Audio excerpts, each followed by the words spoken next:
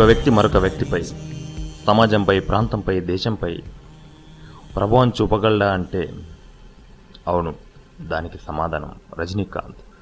రజనీకాంత్ పరిచయం అక్కర్లేని పేరు.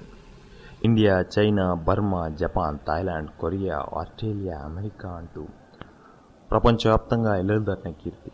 అలాంటి వ్యక్తి తన వ్యక్తిత్వంతో, తన మేనరిజంతో తన అభిమానులను ఎంతలా ప్రభావితం చేయగలడో చూపించే మా ఈ చిన్న ప్రయత్నమే ఈ అభిమాని.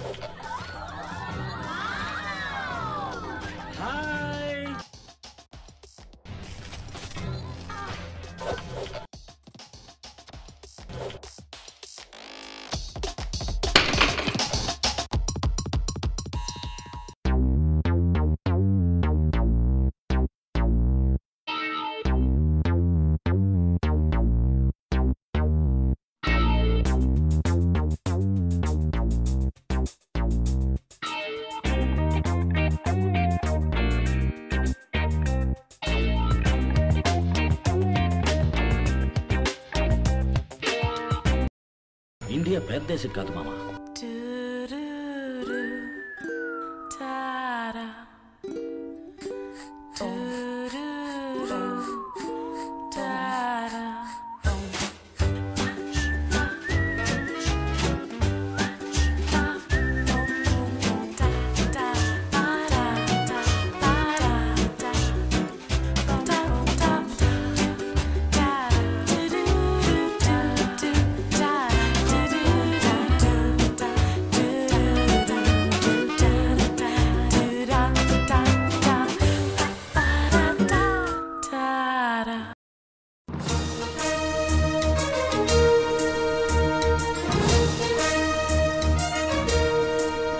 చెన్నైలో సూపర్ స్టార్ రజనీకాంత్ బర్త్డే సంబరాలు స్టార్ట్ అయ్యాయి. బర్త్డేకి వారం రోజుల సమయం ఉన్న అప్పుడే అభిమానుల కోలాహలం మొదలైంది. తమిళనాడులోని కొడంబాకంలో కొందరు అభిమానులు ఆయనకి గుడి కట్టించాలని తీర్మానించడం దేశవ్యాప్తంగా చర్చాంశం.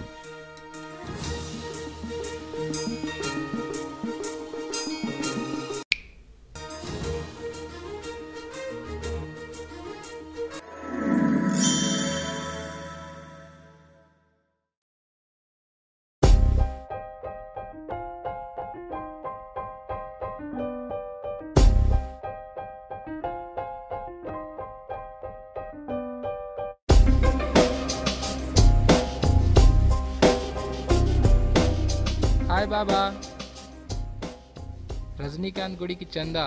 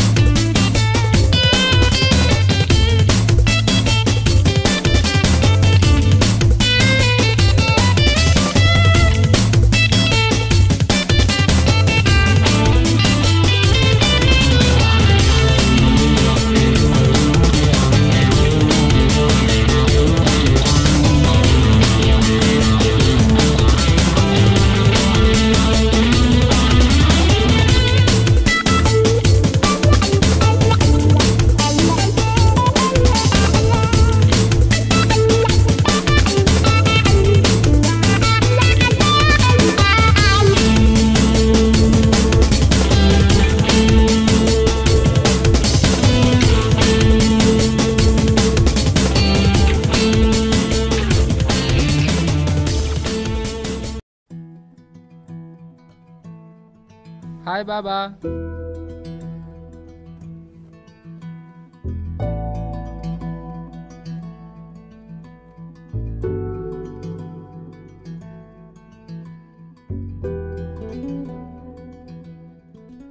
అరే వాసు,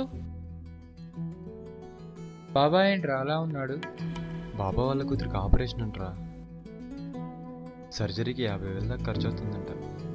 ఆయన ఆర్థిక పరిస్థితి మనకు తెలిసిందే కదరా. అయినా మనమేం చేయగలం? సర్లేరా. ఏంటి బాబా చీకట్లో కూర్చున్నావు?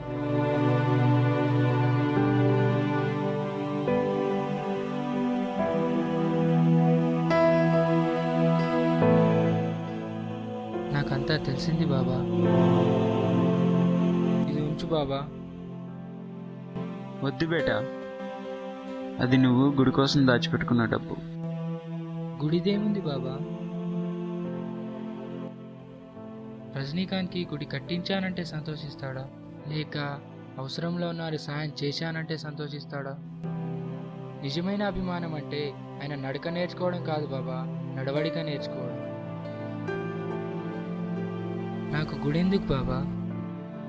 కళ్ళు మూసిన ఆయనే, కళ్ళు తెరిచిన ఆయనే.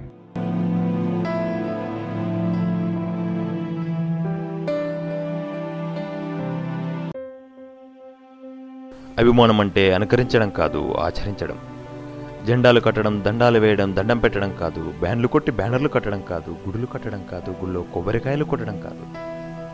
నిజంగా మీరు ఆయన్ని అభిమానిస్తే మీ గుండెల్లో పెట్టుకోండి. మీరు ఎదగడానికి, మీ ద్వారా వ్యవస్థ ఎదగడానికి ఆయన ప్రేరణగా తీసుకోండి. అదే ఆయన అభిమానానికి మీరిచ్చే అందమైన అరుదైన గౌరవం.